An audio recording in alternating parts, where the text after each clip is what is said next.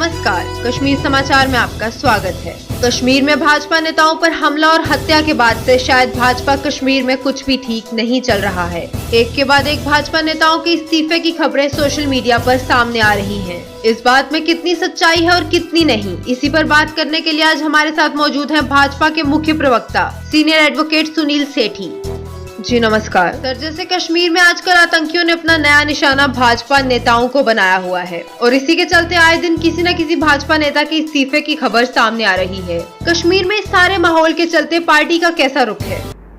ये खबर जो है ये सोशल मीडिया के ऊपर ही आ रही है कि भारतीय जनता पार्टी के कुछ नेताओं ने कश्मीर संभाग से रिजाइन किया है। हमारे को आधिकारिक इसकी कोई सूचना नहीं है, लेकिन मैं जो हालात देख रहा हूँ जम्मू कश्मीर में पिछले कुछ दिनों से या कुछ हफ्तों से आप कह सकते हैं कि जिसमें सेलेक्टिव किलिंग जो है और सेलेक्टिव टारगेटिंग जो है वो भारतीय जनता पार्टी के वर्कर्स की, नेताओं की हो रही है, ये चिंता का विषय ज़रूर है।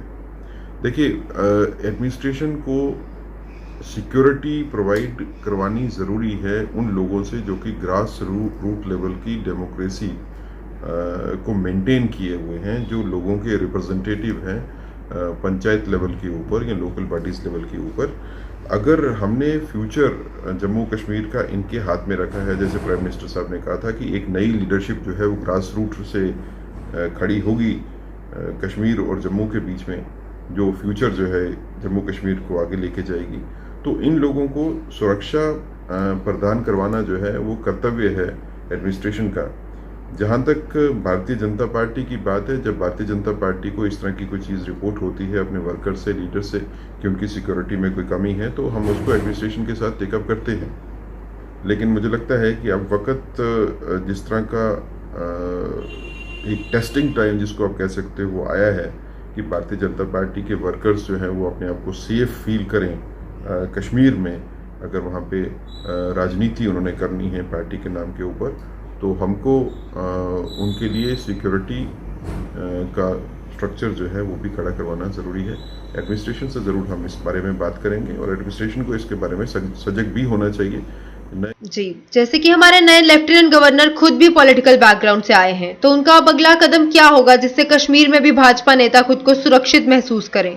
नए लेफ्टिनेंट गवर्नर साहब पॉलिटिकल बैकग्राउंड से आए हैं और मुझे लगता है कि पॉलिटिकल लेफ्टिनेंट गवर्नर का ये फ़ायदा होता है कि वो लोगों के साथ कनेक्ट रहते हैं और लोगों की ज़रूरतों के हिसाब से उनके साथ इंसाफ करते हैं।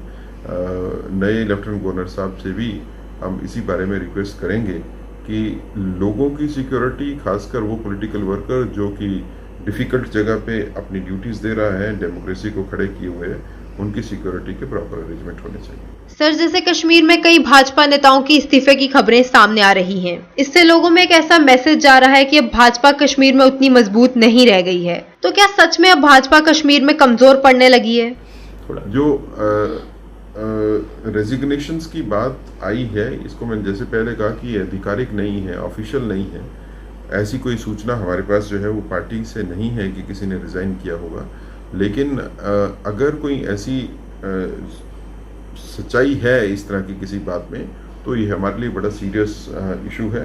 भारतीय जनता पार्टी के वर्कर्स को सुरक्षा प्रदान करवाना हमारी ड्यूटी है, उनका मनोबल बढ़ाए रखना भी हमारी ड्यूटी है। इस मुश्किल टाइम में भारतीय जनता पार्टी, जिसकी तकरीबन 7-8 लाख के करीब जो है वो वर्कर सिर्फ कश्मीर संभाग में है, तो उनमें से अगर 1-2 लोगों ने रिज़ाइन किया है, करने की कोशिश की है, जैसा से सोशल मीडिया में है, मैं ऑफिशियली इस पर कमेंट नहीं कर रहा हूँ, तो हम इसको इसलिए जो है वो दरकरार नहीं कर सकते कि कम नंबर है। 7 लाख में से अगर 2 बंदे रिज़ाइन करते हैं, 3 करते हैं, तो कम नंबर है, ये वैसे नहीं देखा जा सकता। एक आदमी का भी भारतीय जनता पार्टी को छोड़ने का फैसला करना हमारे लिए बड़ी चिंता का विषय है। हम ये कभी नहीं होने देंगे। जिनको सिक्योरिटी की जरूरत है उनको सिक्योरिटी प्रोवाइड करवाई जाए। जी, जैसे कि हमारे नए लेफ्टिनेंट गवर्नर जो आए हैं वो खुद पॉलिटिकल बैकग्राउंड से ताल्लुक रखते हैं, तो अब जाहिर सी बात है कि नए एडवाइजर्स भी चुने जाएंगे। तो क्या जो नए एडवाइजर्स चुने जाएंगे वो भी पॉलिटिकल बैकग्राउंड से ही ताल्लुक रखते होंगे? जहाँ तक एडवाइजरी काउंसिल की बात है, तो ये ठीक है कि पिछले 2 साल में एक सिस्टम जो है जिसमें हमने ब्यूरोक्रेटिक एडवाइजर्स देखे वो ट्राई किया है। ब्यूरोक्रेटिक एडवाइजर्स और पॉलिटिकल एडवाइजर्स में फ़र्क अप्रोच का होता है। ब्यूरोक्रेटिक एडवाइजर्स जो हैं वो उनके बारे में आम ये धारणा ये होती है कि वो इम्पार्शल होंगे, पॉलिटिकल इन्फ्लुएंस से परे होंगे और लोगों की बेहतरी के लिए काम जो है वो करेंगे, जैसा कि किताबों में लिखा है, किताबों के हिसाब से चलेंगे। उनका नुकसान भी होता है कि उनकी कनेक्शन जो है वो लोगों के साथ नहीं होता, उनका कनेक्ट लोगों के साथ नहीं होता, वो बातचीत जो है वो लोगों के साथ ज़्यादा नहीं कर पाते।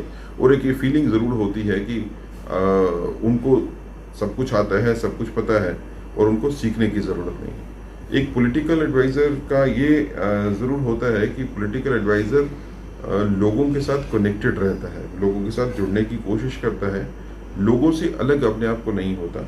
और पॉलिटिकल एडवाइज़र हो या पॉलिटिकल लीडर हो, चाहे उसको सब कुछ भी पता है, लेकिन वो फिर भी आम जनता के साथ जाएगा, उसकी प्रॉब्लम समझने की कोशिश करेगा, उन प्रॉब्लम्स के हल करने की कोशिश करेगा उस ढंग से जिस ढंग से जनता चाहती है।